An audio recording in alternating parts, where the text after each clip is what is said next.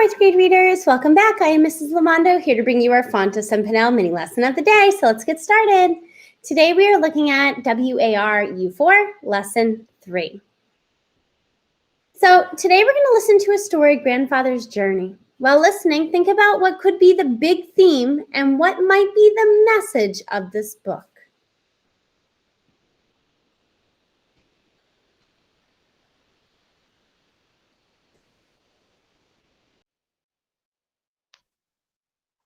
Grandfather's Journey by Alan Say.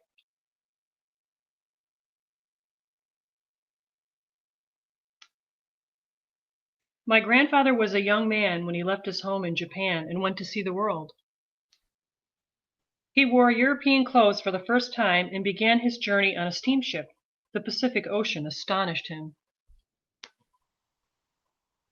For 3 weeks he did not see land. When land finally appeared, it was in the New World. He explored North America by train and riverboat and often walked for days on end. Deserts with rocks like enormous sculptures amazed him. The endless farm fields reminded him of the ocean he had crossed. Huge cities of factories and tall buildings bewildered and yet excited him. He marveled at the towering mountains and rivers as clear as the sky. He met many people along the way. He shook hands with black men and white men and yellow men and red men. The more he traveled, the more he loved to see new places and never thought of returning home.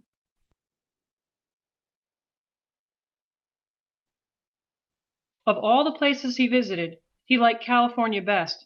He loved the strong sunlight there, the Sierra Mountains, the lonely seacoast. After a time, he returned to his village in Japan to marry his childhood sweetheart.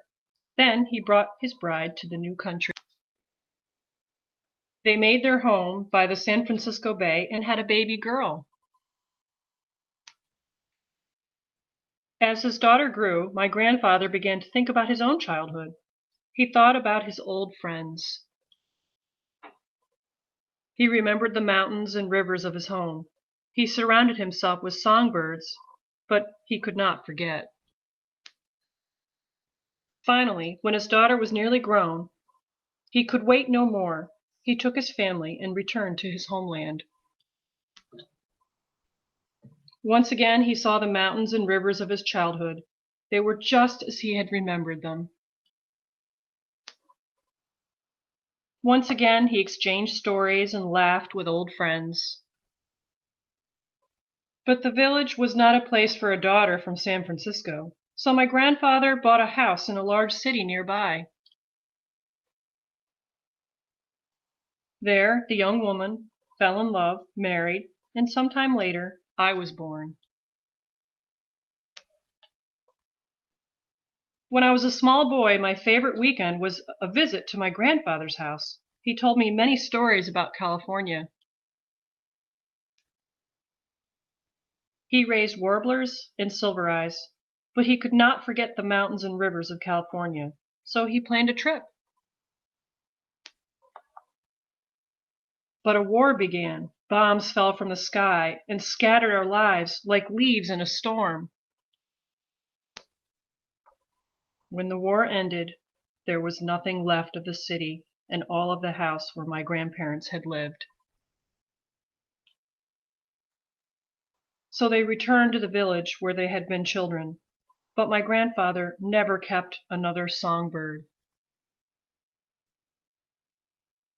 The last time I saw him, my grandfather said that he longed to see California one more time. He never did. And when I was nearly grown, I left home and I went to see California for myself. After a time, I came to love the land my grandfather had loved, and I stayed on and on until I had a daughter of my own. But I also miss the mountains and rivers of my childhood. I miss my old friends. So I return now and then, when I cannot still the longing in my heart. The funny thing is, the moment I am in one country, I'm homesick for the other.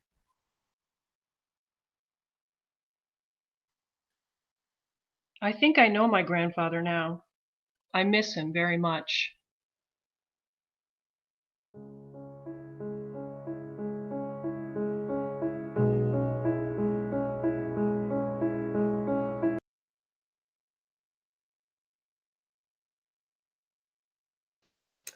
I love that book, and it can't help but remind me of our immigration unit when we talked about people coming over and immigrating through Ellis Island and what their reasons for immigration were.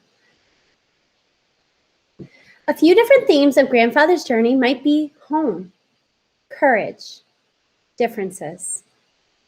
A few messages in this book might be, you can feel at home in 2 different countries. New experiences can help you grow as a person. Different cultures have different things to appreciate. If you read a fiction book today, be on the lookout for possible themes and messages of your book. All right, 4th grade readers, that's all for today. If you have any questions, please check in with your classroom teacher.